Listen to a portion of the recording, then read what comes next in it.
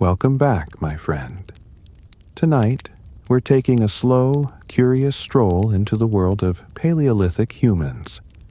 Those early ancestors of ours who lived long before alarm clocks, fast food, or even words on a page. You might think their days were all about smashing rocks and discovering fire, but the truth, their lives were full of little moments, some strange, some peaceful, some surprisingly relatable. Before we drift too far into the past, feel free to like the video and subscribe, only if it feels right to you. And if you're in the mood, drop a comment letting me know where you're listening from and what time it is. I love seeing how far this quiet little corner of the world reaches. Tonight, we're going to embark on a journey back in time. But don't worry, we're not heading to grand castles, ancient pyramids, or even the bustling decks of Viking ships. Not yet, anyway. No, tonight, we're traveling much, much further back. We're journeying to a time before the invention of the wheel, before books were written, before clocks measured our days, before roads connected distant places, and even before anything resembling a proper house existed. Tonight, we're going to spend some time with our cavemen ancestors. Have you ever paused to wonder what an ordinary day might have looked like for someone living 30,000 years ago? What did they actually do from sunup to sundown? Imagine a world with no smartphones, no blaring alarms, no endless emails. Just the raw elements: earth, sky, stone, and fire. We're going to take a slow, deliberate walk through their world. And if you happen to fall asleep halfway through this journey, that's perfectly fine. In fact, that's rather the point. For a moment, just close your eyes and truly picture it. Imagine the world stripped bare of all buildings, without the incessant glow of screens or the hum of engines and buzzing overhead lights. All you hear is the gentle whisper of wind rustling through the trees, perhaps the distant call of a few birds, the soothing crackle of a fire, and the quiet, rhythmic breathing of people asleep on the ground. This was Earth for the vast majority of human history.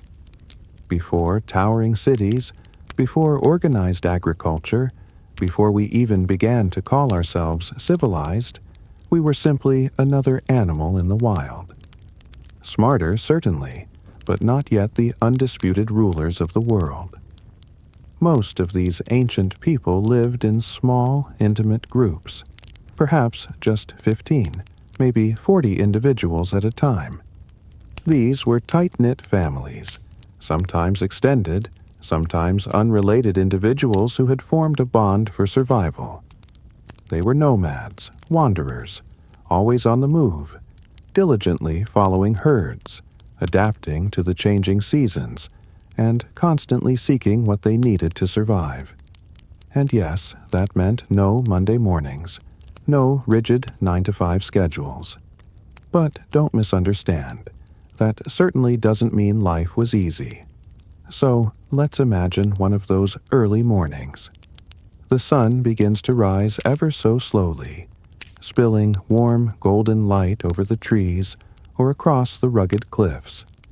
There's no jarring beeping alarm to pull you from sleep, just the creeping warmth of the sun on your skin. Your eyes gently blink open. You stretch, feeling your muscles ache slightly from sleeping on the cold ground, perhaps stone or dirt. If you were lucky, maybe there was some soft moss or an animal hide beneath you. And you're not alone. Around you, others are beginning to stir. A child whimpers softly.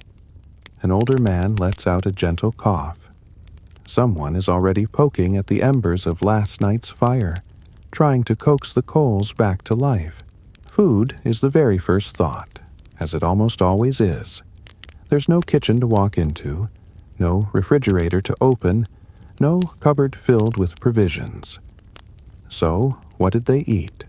Certainly no cereal or coffee.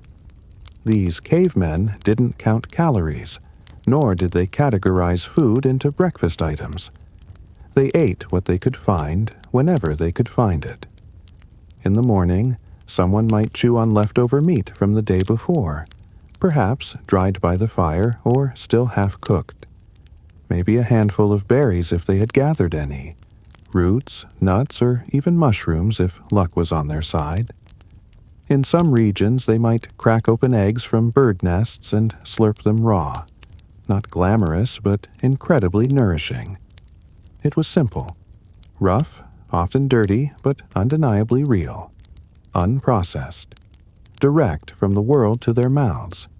And, unlike us, they didn't eat 3 scheduled meals a day. They ate when food was available, and when it wasn't, they simply went hungry. Now, here's the question we're truly asking ourselves. What did a caveman actually do all day? The short answer? They worked, they rested, they survived, and in between they dreamed, they played, and they wondered. But let's take our time and slow this down even further. After waking and finding whatever food they could, the group would often divide. The stronger, able-bodied adults, both men and women, would head out for the day's crucial tasks, hunting or gathering. Forget the old myth of men hunting while women stayed home. In these small, survival-focused groups, everyone had to contribute. There was simply no room for idleness. Some would walk for miles, keenly searching for tracks, listening intently for the slightest rustle in the bushes, every sound a potential clue. Others would scour the nearby landscape for berries, edible leaves, or even bugs. Yes, bugs. Gross to us now, but back then they were a high-protein survival snack. Those who remained behind at the camp would focus on maintenance.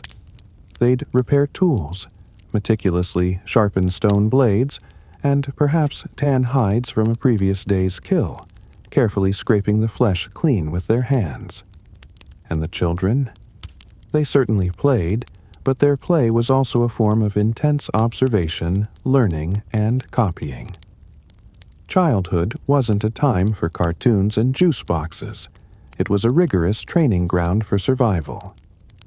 Let's take a quiet moment to truly admire something profoundly simple: the hand axe. It wasn't made of metal, but of stone, painstakingly chipped and flaked by hand. Every single edge was deliberate, every strike precise. Imagine the sheer patience and skill it took to craft something so sharp without steel, without machines. Just human hands, and an abundance of time. They also fashioned spears with fire-hardened tips, carved delicate bone needles for sewing hides into clothing, and bound tools together using sinew and plant fiber, the original duct tape of the Stone Age. These tools weren't just objects. They were lifelines, passed down, shared, and incrementally improved over countless generations. There were no YouTube tutorials, no written instructions, just practice, memory, and instinct. Isn't that truly amazing? Now, imagine being in a world where language was still forming. They didn't have full-blown grammar or long, flowery speeches. Perhaps a few dozen basic words, combined with a rich tapestry of gestures and sounds. And yet, they connected. How do you bond without complex language? Through a smile, a touch, laughter. Yes, they laughed. Studies show even chimps laugh when tickled, so why wouldn't our ancient ancestors? Perhaps after someone slipped in the mud or made a funny face. Laughter, in its essence, is older than language itself. They likely sang, too. Not like a modern pop star, of course, but through rhythms, chanting, humming around the fire at night. Music to pass the time, to soothe children, to honor the dead. And yes, they buried their dead. They mourned. They remembered. Even tens of thousands of years ago, people deeply mattered to each other. Did cavemen fall in love? Not with candlelit dinners or bouquets of roses, perhaps, but absolutely. There's compelling evidence of deep bonding, profound care, and long-term partnerships. We've discovered skeletons of individuals with severe disabilities who lived into old age, which strongly suggests someone cared for them, carried them, fed them, and, yes, loved them. Mothers and fathers undoubtedly doted on their children. They may not have had modern toys, but they had affection. Imagine little ones chasing each other through the grass, falling, giggling, with someone nearby watching, smiling. Love isn't a modern invention. It's ancient, woven into our very DNA. They may not have had weddings or rings, but they had commitment. Perhaps a quietly offered carved bone necklace served as a sign of deep care, a silent promise. Of course, life in the Stone Age wasn't always peaceful. It was hard and often brutally short. Injuries could be fatal, and infection was a death sentence. Wild animals lurked everywhere: formidable big cats, cunning wolves, massive bears. Thunderstorms rolled in without warning, bringing genuine peril. And other humans. Sometimes they were friends, but sometimes they were not. Territory mattered immensely, and resources were scarce. A rival group could mean trouble, a fight for survival, or sometimes a merger, a mixing of bloodlines and stories. But at night, the fear crept in. That's why they huddled so close to the fire, not just for warmth, but for safety, to keep the vast, unknown night at bay. As the fire crackled, casting dancing shadows across the cave walls, they felt that primal flicker of unease that we still feel today, alongside the profound comfort of others nearby. Now, here's something truly magical. One day, no one knows exactly when, someone picked up a piece of charcoal from the fire and simply drew, on the wall of a cave. Perhaps it was an animal they hunted, a magnificent bison or a towering mammoth. Maybe it was just a handprint, a simple mark to say, "I was here." These incredible cave paintings still exist today, tens of thousands of years later. They are simple, raw, yet utterly breathtaking. Why did they do it? Were they telling stories? Teaching others how to hunt? Was it spiritual, symbolic, or just for the sheer joy of it? We'll never truly know. But it tells us something profound about them. They weren't just surviving. They were imagining, creating, dreaming. And isn't that ultimately what makes us human? Let's pause here, in this quiet cave, as the fire flickers low and the group begins to settle into sleep. The air is still, and outside, the stars scatter across the night sky like spilled salt. We've journeyed through a day in the Stone Age. In the next part, we'll delve even deeper, exploring what changed when humans started to settle, how the first villages rose, and the strange, surprising things people once believed. But for now, let your eyes grow heavy and your thoughts simply drift. The cavemen are sleeping, and so can you. The cavemen sleep, and the fire crackles softly. Now, let's drift forward, not by much, just a few thousand years, a mere blink in the vast timeline of our planet. People are still largely nomadic, but something profound is changing. Somewhere, perhaps by accident, someone plants a seed, a dropped fruit, a buried nut. And weeks later, a plant grows. Someone notices. What if we didn't have to chase the food anymore? What if the food could come to us? Farming didn't happen overnight.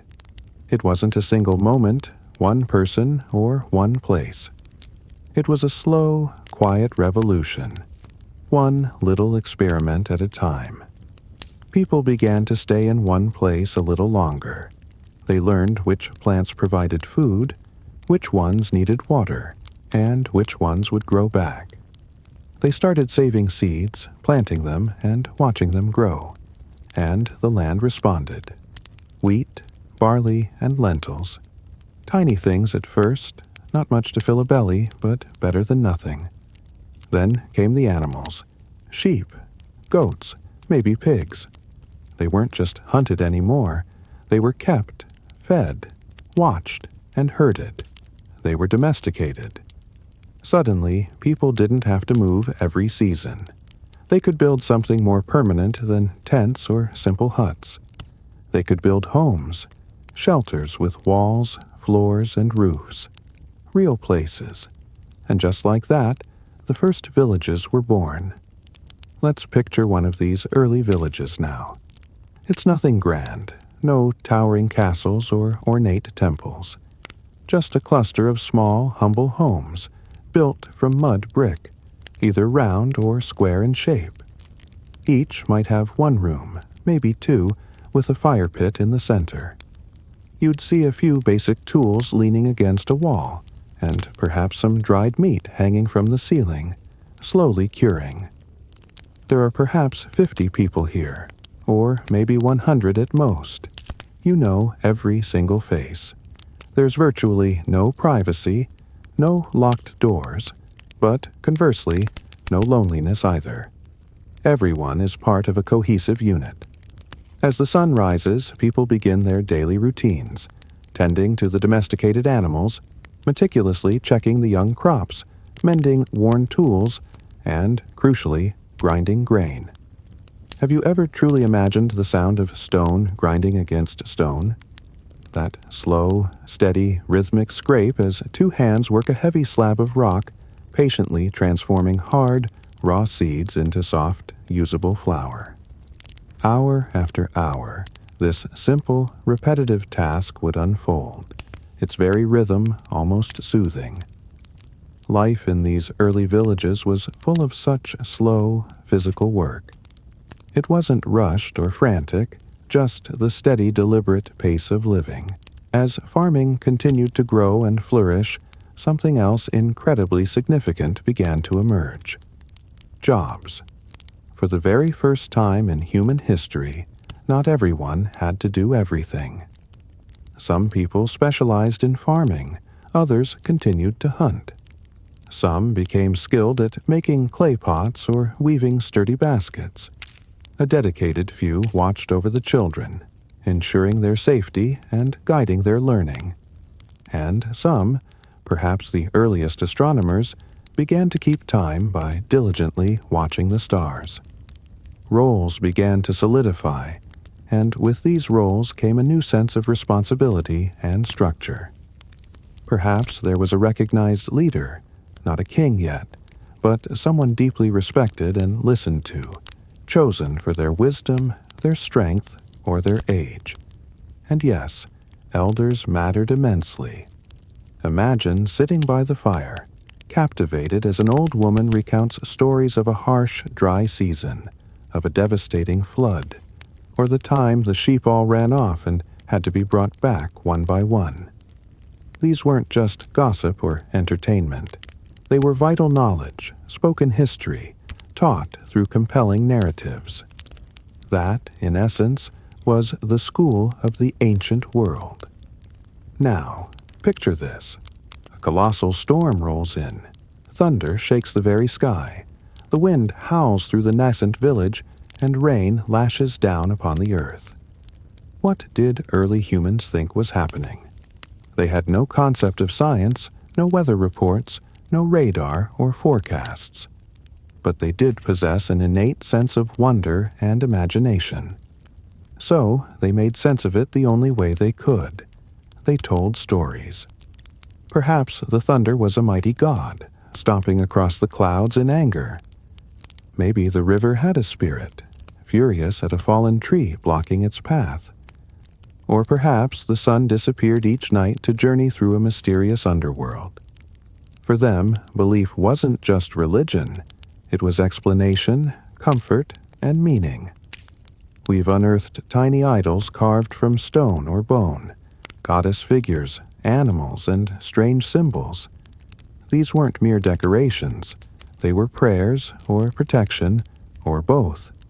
And as their world grew more complex, so too did their beliefs. Let's travel again, this time by foot. Because now, people are walking farther than ever before, not just for survival, but for connection. One village might have an abundance of salt, a precious commodity. Another might possess obsidian, a sharp, glassy rock perfect for crafting blades. Yet another might grow a rare and valuable type of bean. And suddenly, people began to trade. Not with money, not yet, but with things. You give me cloth, and I'll give you meat. You give me a shiny shell, and I'll give you herbs for medicine. This was the world's first network, built not with wires, but with footsteps. And news traveled with it. Sheep are sick near the river. Strangers have been seen in the hills. A girl in the north can speak to spirits. Stories, rumors, warnings, wonders, all carried in the minds and mouths of these intrepid travelers. Now, here's something curious to consider. For all the talk of survival, danger, and constant change, there were probably entire days where absolutely nothing happened. Imagine it. A day with no hunt, no storm, no births, and no deaths. Just a day. The sun would rise, people would stretch, feed their animals, check the crops, repair a fence, and perhaps nap in the shade. Kids would run around, and old folks would sit and talk. No crisis, no alarm, no overwhelming list of to-dos. Just the simple act of being alive. We chase that feeling now, don't we? That quiet, that peace. They didn't call it mindfulness, but perhaps they didn't need to. Maybe it was simply built in. So, what did they wear? Not much at first, but soon more than just raw hides. Early humans learned to soften animal skins, transforming them into supple leather. They stitched pieces together, adding beads, shells, and feathers. This wasn't just for warmth, it was for beauty. Yes, fashion isn't new. We've always yearned to express ourselves. A feather tied in the hair, a necklace made from teeth, painted skin, braided hair. Maybe it signified something, or maybe it was just fun. Even then, people decorated themselves, adorned their world, leaving marks not just out of necessity, but out of joy. Isn't that kind of lovely? Now, let's slow down once more. The fire burns low, casting a warm glow on a group gathered together, talking, eating, resting. Someone leans over, gently placing a hand on another's shoulder. A small touch, a shared laugh, a piece of food passed quietly. That's humanity.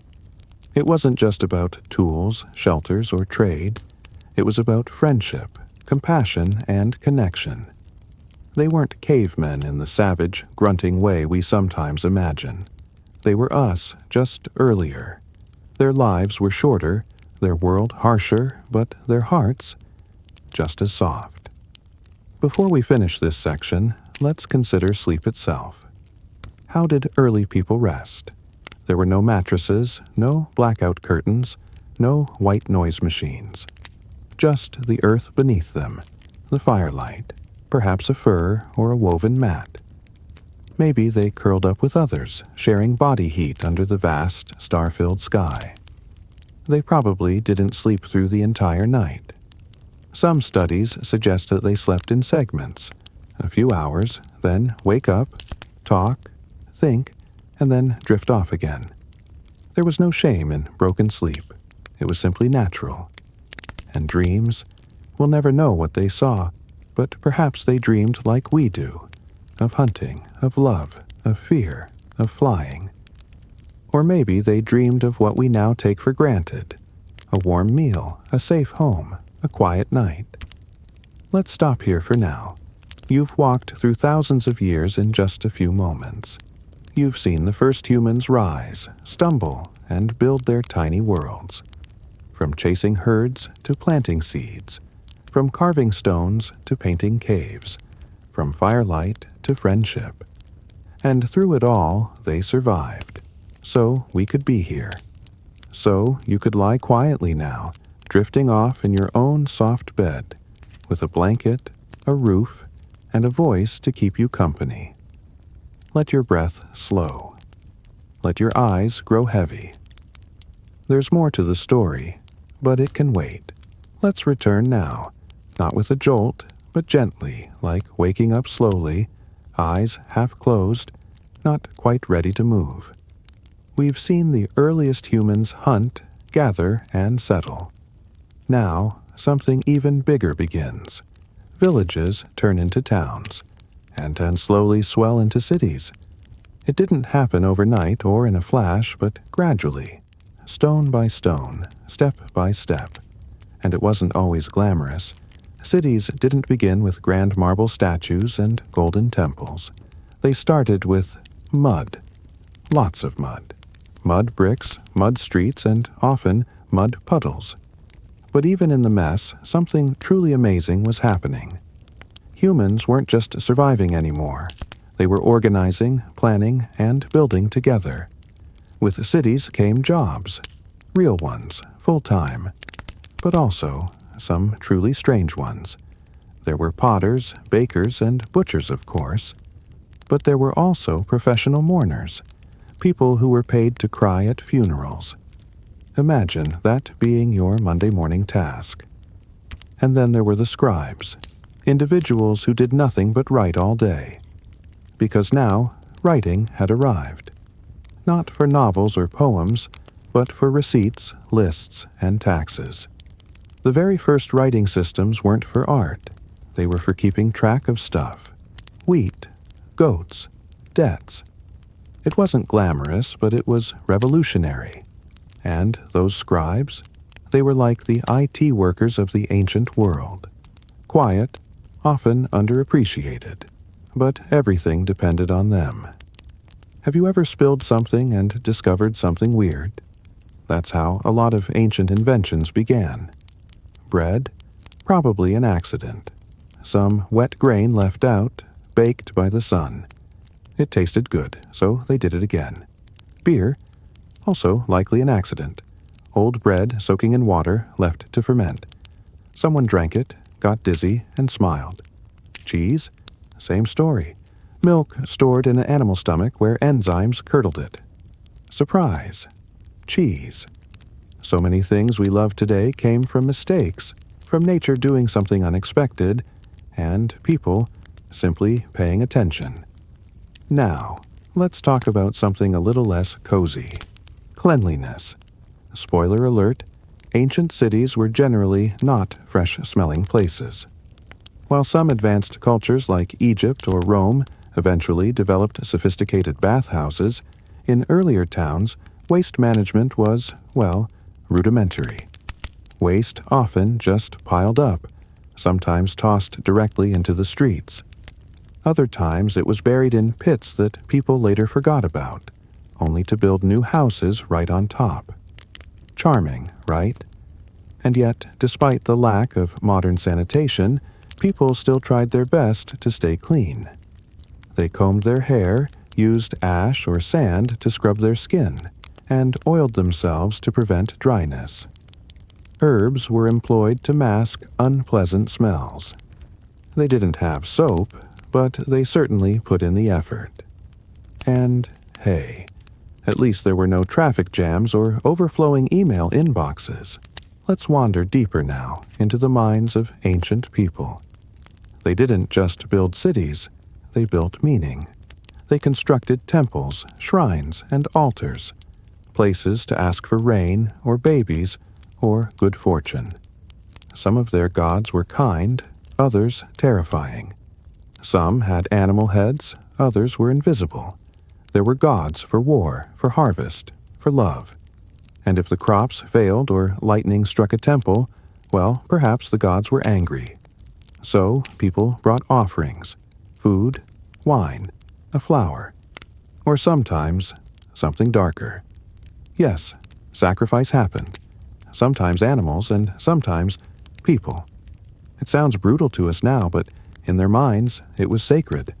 A way to balance the world, to say, "We see you. Please, be kind." We don't often think about ancient kids, but they were very much there. Laughing, playing, falling, crying. They didn't have toys the way we do. No plastic, no batteries. But they had little dolls made of wood or clay, balls fashioned from animal bladders, mini slingshots, and pebble games. Some even had complex board games, like Senet in ancient Egypt. But childhood was short. By the age of 6 or 7, many kids were already working, helping their parents, tending animals, or carrying water jars almost as big as their heads. There were no formal schools unless you were wealthy, but children learned by doing. And sometimes they still got to just be kids, running barefoot, chasing goats, splashing in muddy rivers. So, what did people do for fun? Well, not Netflix, but they had their own kind of nightlife. Storytelling, singing, and dancing in circles around fires. Drums, flutes made from bone, shells turned into rattles, and rhythmic clapping. Music was everywhere. There were festivals, too, sometimes religious, sometimes just for pure joy.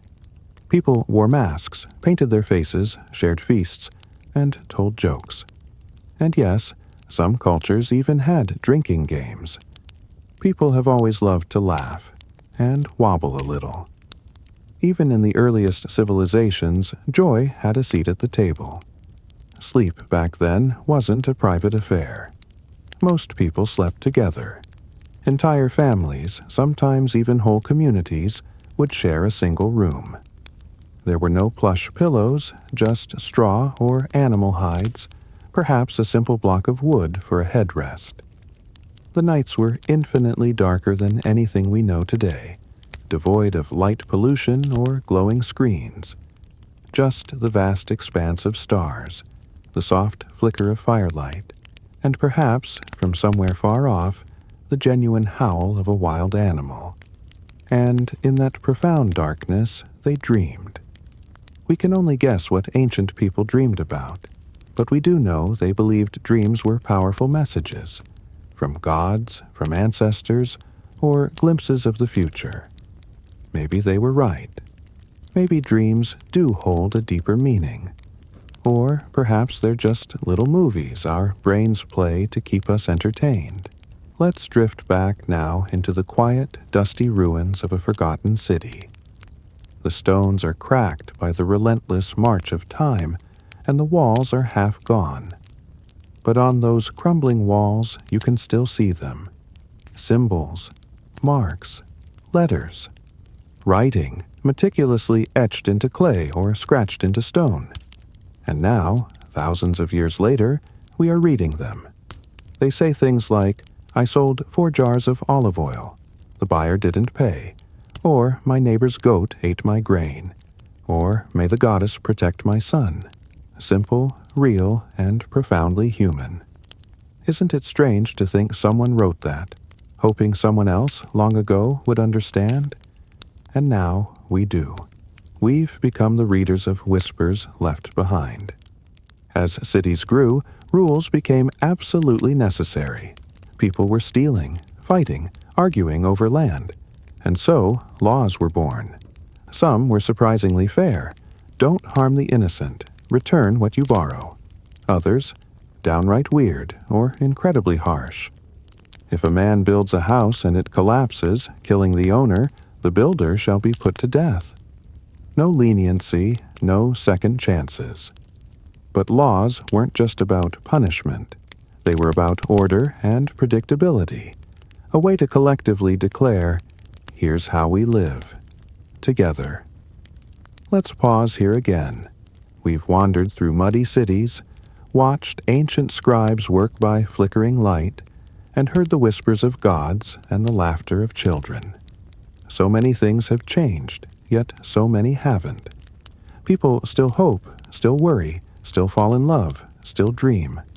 History isn't just about what happened. It's about who happened.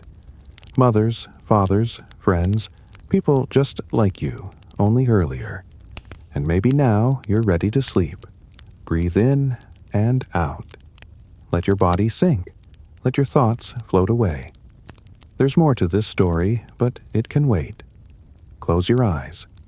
The past will be here when you wake. As you drift deeper into rest, let's imagine walking through an ancient marketplace. The sun is warm, and the air hums with the scent of dust and freshly baked bread. There's a lively chatter, the sounds of animals, and the gentle clinking of clay jars. Scattered across the stalls, you'd find an array of strange, clever inventions. Not iPhones or microwaves, of course, but tools that quietly revolutionized lives. Imagine a curved stick for sowing seeds, a simple yet ingenious clay oven to bake flatbread, or a copper blade so thin it could slice reeds like paper. There would be a bucket on a rope, a primitive pulley, a hand-operated loom, and a humble fish hook made of bone. Each one of these small improvements wasn't flashy, but it granted people more time, more food, greater safety, and a touch more comfort. And isn't that what we still chase today? Just a little more ease in our lives. Now, let's consider a less comfortable scenario. What happened if you got sick back then? There were no hospitals, no x-rays, no stethoscopes, but there were healers. These were often older, wise individuals, frequently women, sometimes shamans. They were people who had learned through countless trials and errors which herbs eased pain and which ones made it worse. They might use willow bark for fevers, honey to heal wounds, or garlic for infections. They might apply leeches, sing chants, or tie charms around wrists.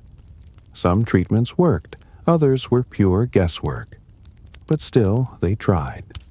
And perhaps, just perhaps, the simple act of being cared for was half the cure. Isn't that still true? That the warmth of a hand, the comforting assurance of "you'll be okay," can genuinely help us heal?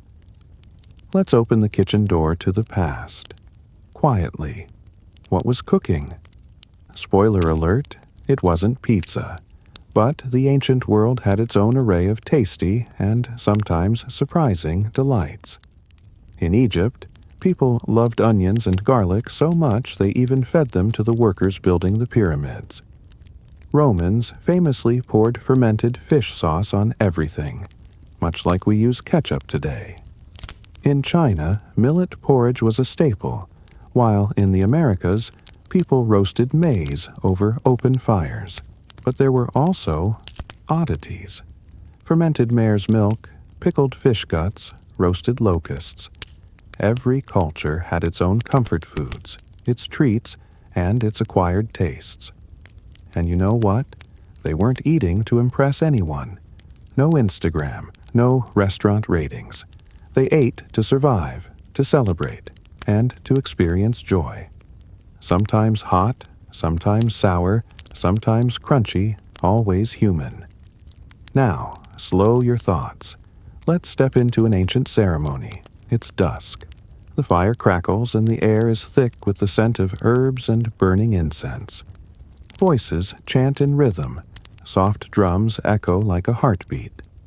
It might be a burial, a vibrant harvest festival, or a sacred rite of passage for someone just becoming an adult. The details changed from culture to culture, but the feeling, it was always the same. A gathering, a moment to stop and collectively declare, "This matters." Rituals gave life rhythm, a beginning, a middle, an end. They marked the seasons, honored the lost, and welcomed new life. And in the hush of the crowd, you'd feel it, the quiet, profound sense of being part of something bigger. Now, curl up in this next image. A small cave, a flickering fire, and a child peacefully asleep. And beside them, a dog. Not a wild one, not a beast, but a true friend. The first domesticated dogs weren't just workers, they were companions. We didn't truly tame them. In a way, they chose us. Some wolves lingered near our fires, picking through scraps. Over generations, they grew friendlier, less afraid, more curious, and eventually, fiercely loyal. Cats came later, not primarily out of love, but out of practicality. They hunted mice in our precious grain stores, and we, in return, allowed them to stay. It was a fair trade. Even thousands of years ago, people needed connection, even if it had fur and wagged its tail. Before satellites, before apps, before umbrellas, people watched the sky. The clouds told them if it would rain. The birds signaled when storms were coming, the color of the sunrise, the shape of the moon. Everything held meaning. To us, it's guesswork. To them, it was a matter of survival. A red sunset, good weather tomorrow, a ring around the moon, a storm approaching. They didn't always get it right, but over generations their instincts sharpened, their senses becoming acutely tuned. They listened to the wind, watched the rivers rise, and felt the ground change beneath their feet. Can you imagine being that deeply in sync with nature? So aware, so still, so rooted. How did ancient people know what time it was? They didn't, not exactly. They followed the sun, the way shadows moved across the earth, the angle of light on the trees. They marked seasons with stones and stars, building massive monuments like Stonehenge, not to worship, but to remember and track the solstices and equinoxes. To say, it's planting time, or the cold is coming. There were no alarms, no appointments, just rhythm. Wake with the sun, sleep with the stars, eat when you're hungry, work when the ground is soft, simple, honest, and truly beautiful. Back then, the world felt immense, yet also deeply local. People didn't know what lay over the distant mountains. They hadn't seen oceans, deserts, or jungles beyond their immediate surroundings. They didn't need to. Everything they knew was right there, the fields, the forest, the stream, and above them, the sky.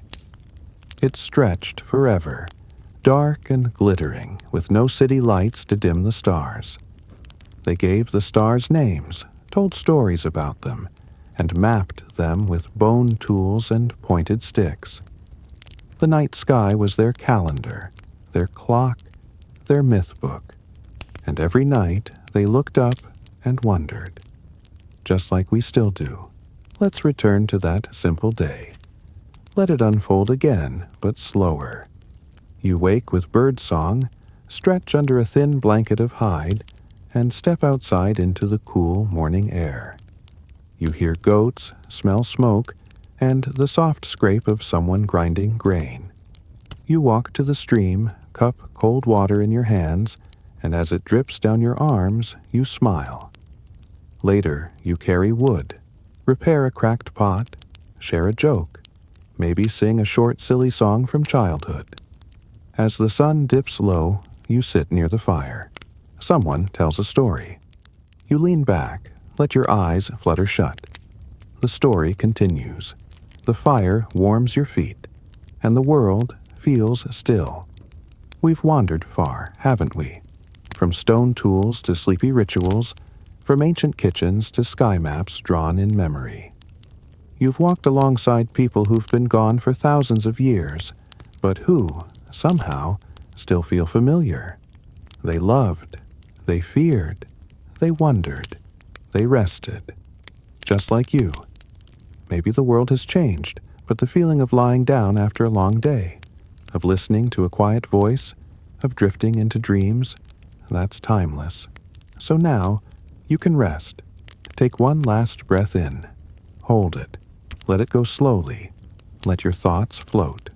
The stories will be here tomorrow. Even before the sun rose, people had stories. Not just bedtime tales, but explanations for everything. Why does the sun come back every day? Why does the moon sometimes disappear? the answers? Gods, monsters, heroes, mischief. Some believed the sun was pulled by a giant bird. Others said it was a flaming chariot driven by a god. Some thought it was swallowed each night and reborn in the morning. These weren't silly stories. They were maps for the soul, ways to understand life, death, and everything in between. Imagine a world where everything, from the rustle in the trees to a falling star, had deep meaning. It must have felt magical, comforting, and just a little mysterious. Long ago, if your crops failed, you didn't just blame the weather. You might blame a curse, an evil eye, or a jealous neighbor. So people made charms, tiny figures, knotted strings, painted stones. Some wore them on their wrists. Some buried them under doorways. Some tied them to sleeping babies to protect their dreams. There were chants whispered under breath, secret rituals performed in corners, salt scattered across thresholds, and spit flicked over the shoulder, just in case. Belief itself was powerful. It gave people a sense of control, of protection. Even if it didn't always work, it felt like it might. And sometimes that's enough. Now let's glide through ancient ruins, crumbling walls, broken steps that once led to great palaces, streets overgrown with moss, places that once bustled with people, now silent. There were empires we barely remember: the Hittites, the Mitanni, the Sogdians, the Indus Valley Civilization. So advanced they had plumbing before many others. They lived, they loved, they traded. Then they faded. Not always because of war. Sometimes it was drought or disease or people simply moving on.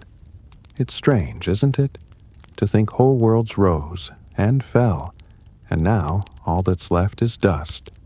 But in that dust are stories, even if we don't know the names.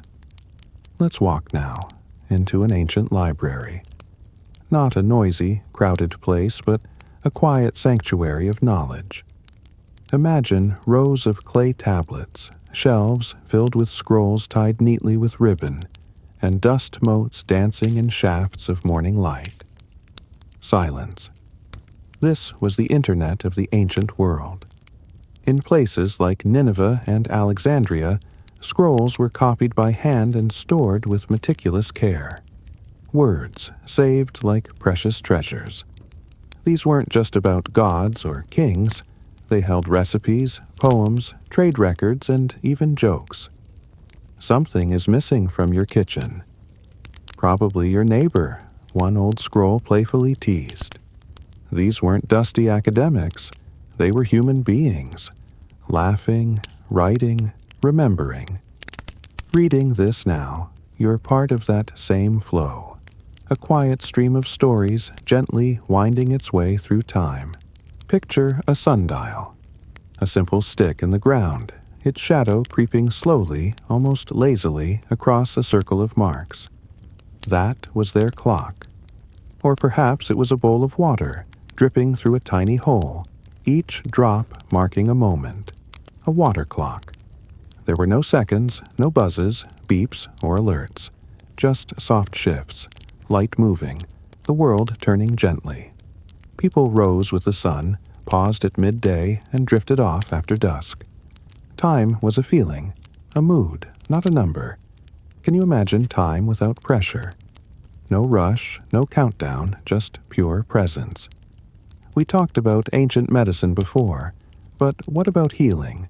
Emotional, spiritual, communal. If someone was grieving, the whole village knew. People gathered, sat close. There was no awkward silence because silence itself was the comfort. Some cultures wailed loudly, others sat in long, still circles. Some sang. Some even painted their grief onto cave walls. Healing wasn't a solo project. It was shared, felt together. Even joy, births, marriages, harvests, was collective. You didn't celebrate alone, and you didn't cry alone. They didn't have therapists or self-help books, but they had each other. And maybe that was enough. Let's go outside now, into the ancient dark. Not city dark, not cloudy dark, but true dark. The stars spill across the sky, thousands of them, so bright they almost hurt your eyes. And, lying on your back, you start to connect the dots. That one looks like a hunter. That one, maybe a scorpion. That bright one? Perhaps it's the goddess who watches over lost travelers. People turned stars into stories. Orion, Draco, Pegasus. They were celestial companions for long nights. These weren't just decorations. They were calendars, road maps, symbols, and maybe friends. Shining above the fire, whispering ancient names, keeping quiet watch, night after night. Have you ever thought of sleep as sacred? Ancient people did. They saw dreams as doors, places where the dead spoke, where gods offered clues, where you could become a bird, a river, a flame. In some cultures, priests interpreted dreams. In others, people slept in temples, hoping for healing visions.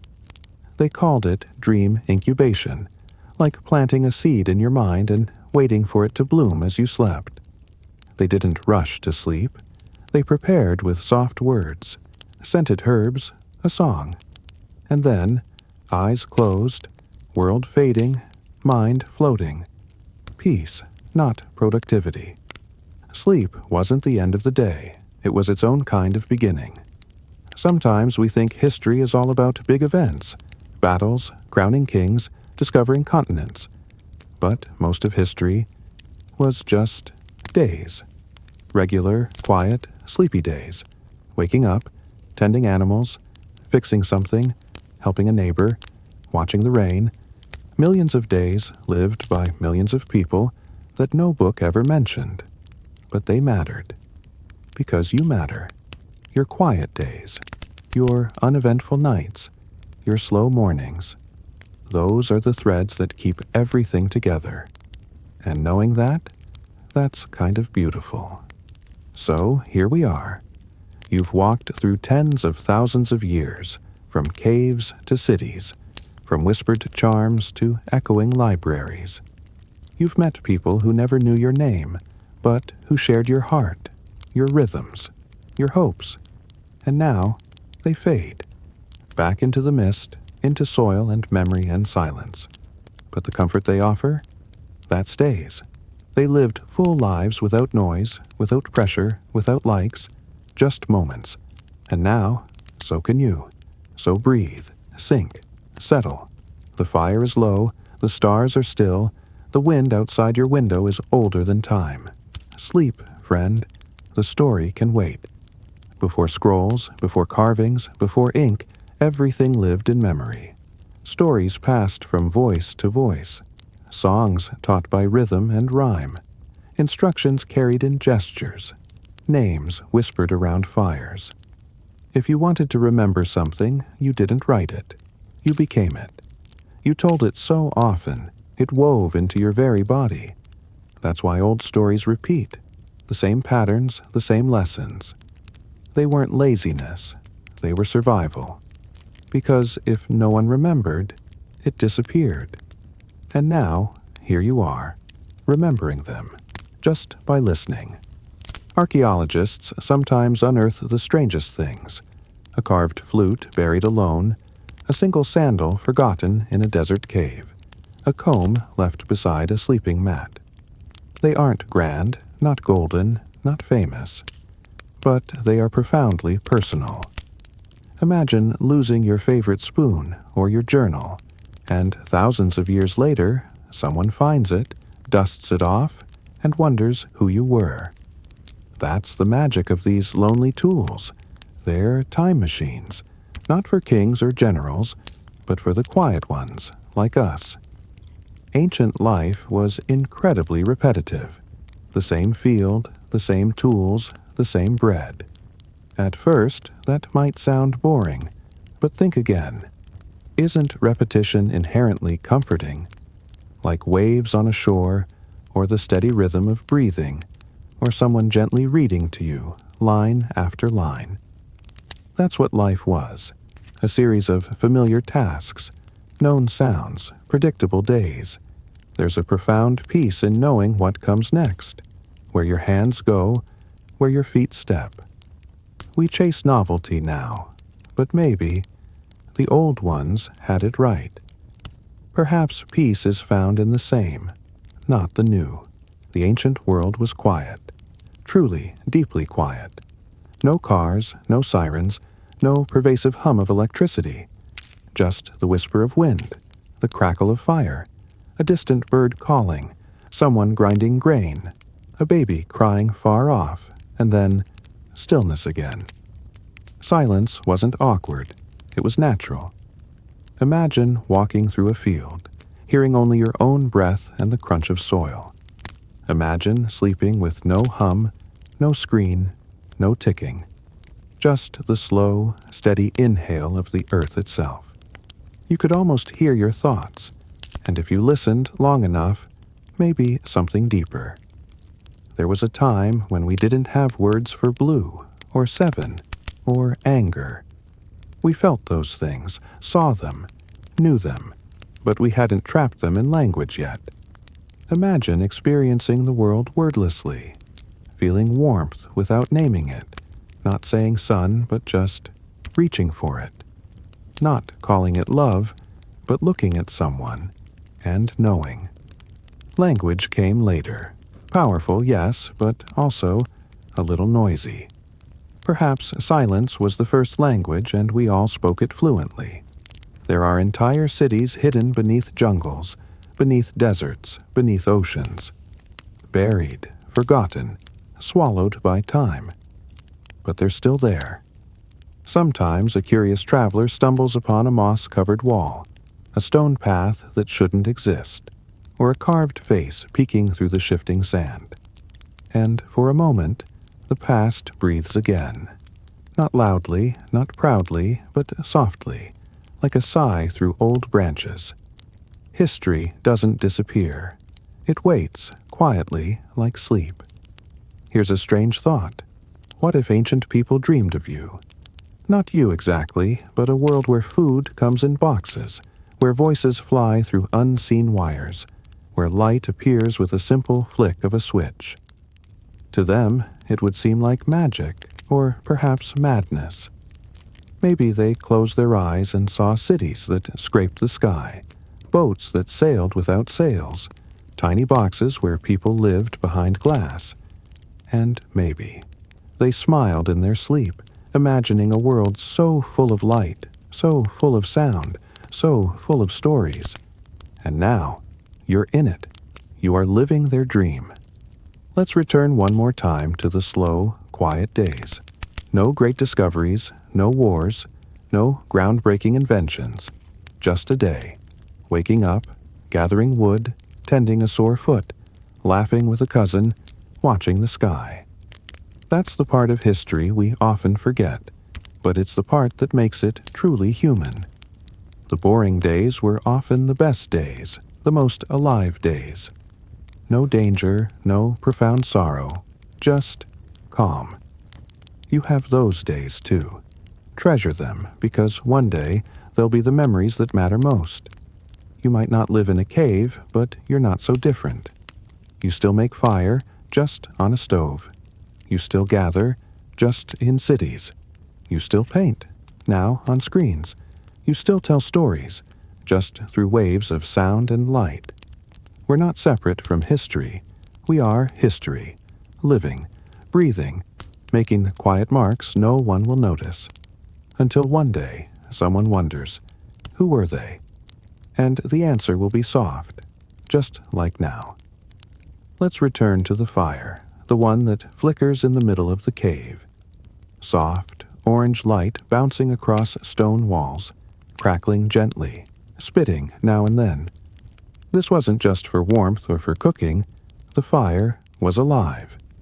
It gave comfort in the night, kept animals at bay, and illuminated the faces of storytellers. People would sit around it for hours, not always speaking, just being, together. Sometimes someone would quietly feed it, a small log, a handful of dry grass, like an offering. It was the first television, the first gathering place, perhaps even the first therapist. And when the flames finally died down, so did the day.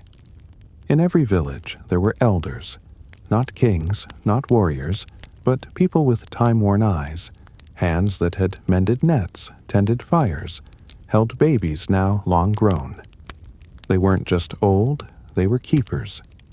Keepers of weather knowledge, of herbal tricks, of old songs only half remembered by others. When they spoke, people leaned in. When they laughed, it meant the story was good.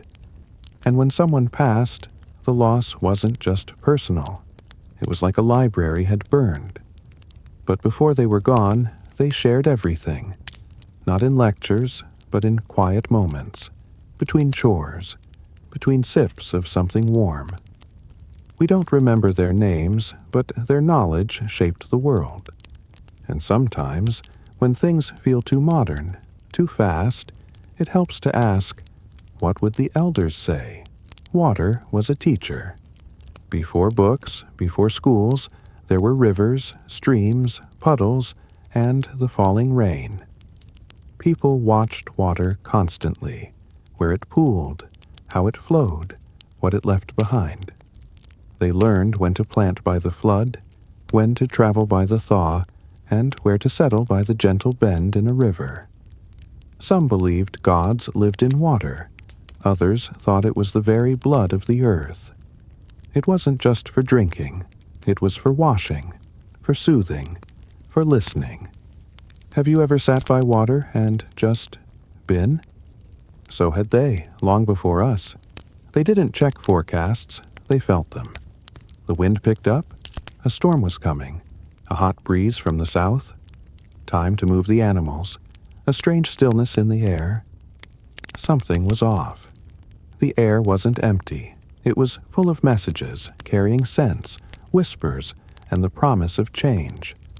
Some believed the wind had moods, that it could carry spirits, that it could bring news from far-off lands. And maybe it did. Or maybe we've just stopped listening. Let it blow softly now through your thoughts, gentle, restful. Let the wind carry you. Close your eyes. Imagine a village path. Dusty, well-trodden, curving gently between simple huts and ancient trees. Now, listen closely. A mother's brisk, light steps. A child's uneven scamper. A grandfather's slow, rhythmic shuffle. A dog's soft pads. People knew each other by sound, by how the earth responded beneath their weight. No need to turn and look. You just knew who was coming. Even your own steps told a story. Tired, hopeful, heavy with thoughts. That's the language of footsteps. And even now, if you walk slowly, quietly, maybe the earth still remembers you. Not every moment was filled. There were pauses, hours when nothing happened. No hunt, no harvest, no fire to feed. And that was perfectly okay. Doing nothing wasn't laziness. It was presence. It was time to stare at the sky, to nap under a tree, to carve a stick for no particular reason. You don't always need a task, or a goal, or a result. Sometimes the most human thing you can do is simply be, and that's what they did, with the stars overhead, the breeze at their back, and a quiet that stretched like the sky. Let's talk about sleep one more time. We rush to it now, squeeze it in, treat it like a chore. But they treated it like a gift, a return, a sacred passage.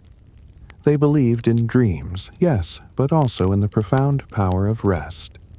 A night without threats was a blessing. A quiet sleep meant the gods were watching gently, or that the village was strong, or simply that life was okay. Some people even slept in shifts, taking turns to guard the fire, to make sure the dark stayed outside. But when it was your turn to rest, you really rested. Deep, heavy, peaceful. Let's try that now. The soft creak of wood, the hum of unseen insects, a distant drip of water, the gentle flap of cloth in a breeze, a quiet yawn, a contented sigh. Ancient people noticed every sound because there weren't many. Each one held meaning. A twig snapping, a visitor, birds flying suddenly, danger, no sound at all. Stay alert. But not all sounds brought fear. Some brought comfort. A bowl being placed on a table, a baby murmuring in half-sleep, a fire popping gently. These were the lullabies of the ancient world, and you can still hear echoes of them if you really listen. Most people never left their valley or their forest or their stretch of coast, but their stories, those traveled. A tale told in one hut could ripple out over generations, bending, changing, growing. A skillful fisherman becomes a sea god. A clever woman becomes a myth. A fierce storm becomes a test from the heavens. Even when everything else changed, stories stayed. They were passed through tongues, not texts, and somehow they always found their way. Now, you're part of that journey. The story keeps going, through you. Let's take a final walk, but this time, you don't need your feet or your eyes, just your breath and your imagination. Start with a single step. It's soft, earth beneath you. No shoes, just skin on soil. It's warm, familiar. You hear birds, a distant stream. You smell firewood. The past is close now. You pass a woman braiding grass into a basket. She hums, something soft, something old. She nods gently as you pass. You see children tracing pictures in the dust. A man sharpening a stone. Someone gathering water in a clay pot. They see you, but they don't question you. You belong here. You always have.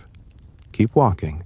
The past is quiet, and that quiet holds you like a blanket. Look up.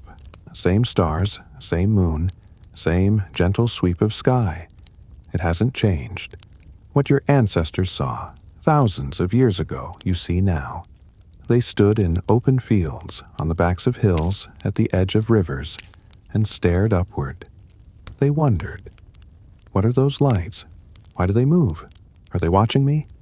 Now you wonder too, but there's no need to answer. Just feel the connection. You, them, the sky. One long thread stretching quietly across time. Let's imagine a cave. Not cold, not damp. Warm, still, silent. It's hidden behind a curtain of vines, under a gentle hill. You step inside, slowly, barefoot. There's a fire inside, casting a gentle blue-orange glow across the stone walls, crackling softly, spitting now and then. The walls are painted, not with words, but with shapes. Animals, hands, stars, spirals. You sit down. You realize this is a dream cave, a place made just for sleep, for drifting, for remembering. You lean back against the stone. It's smooth, cool, and comforting. You listen. There's no noise, but somehow it feels full. Full of every dream ever dreamed, every soft breath, every quiet hope. You're safe here. Sleep is not far now. We often envision cradles as intricately carved wooden objects, gently rocked in cozy nurseries. But long before such craftsmanship, the cradle was the earth itself. A soft bed of leaves, a warm patch of fur, a gentle hollow in the sand. Mothers rocked their babies not with mechanical motions, but by swaying with their own bodies, singing softly. Their lullabies weren't just to quiet a child, but to show them the fundamental rhythm of the world. Night, day, breath in, breath out. Even the ancient trees swayed with this same measured grace. Everything moved with deliberate care. Nothing rushed, nothing sharp or sudden. That primal rhythm still lives deep inside you. You were, quite simply, made to rest. So now, let the earth itself cradle you. Even in the most distant times, no one ever truly lived in complete isolation. Even the quietest cave echoed with voices, and even the smallest fire was shared. People needed people. Always. They might not have used many words, or even had specific vocabulary for abstract concepts like love, but they showed it in tangible ways, in shared meals, in the easy laughter that rippled around a fire, in the silent gesture of handing over a warm animal skin on a cold night. Tonight, as you rest, remember that you are not alone either. You are surrounded by the quiet hum of ancestors, by the timeless rhythm of breath, by the profound stillness that connects all living things. Close your eyes. You are safe. You are seen. You are held. You might think this is the end of the story, but the truth is, time doesn't have edges.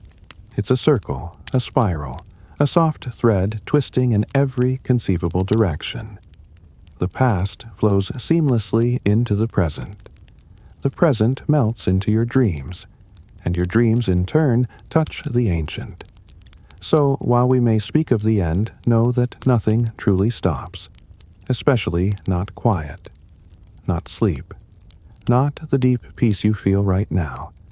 Let the thread keep winding, let it pull you gently through the night. Float if that feels right, or sink if that's better. There's nowhere else you need to be. You're still here, and that's perfectly okay. Some part of you is listening, even now, and for that part, we'll whisper one more story. Once, long ago, there was a traveler. They walked with no map, no fixed goal, just the rhythm of their footsteps and the quiet feeling that something kind waited ahead. They met people, listened intently, learned new ways, and shared their fire. And when night came, they found a soft place to sleep, under the vast expanse of stars next to a murmuring stream, with the grass whispering stories older than words. They weren't a hero or a leader or destined for legend. They were just present, and that was enough. So are you. The world around you is soft now. The fires are low. The tools are set aside. The paths are empty. Even the wind seems to be sleeping. Let your mind go still. There's no need to remember everything, or to understand it all, or even to finish the story. Let it stay unfinished. Let it blur. The best dreams often begin that way. No edges, no noise, just pure peace. You've done enough. You've learned enough. You are enough. Sleep well.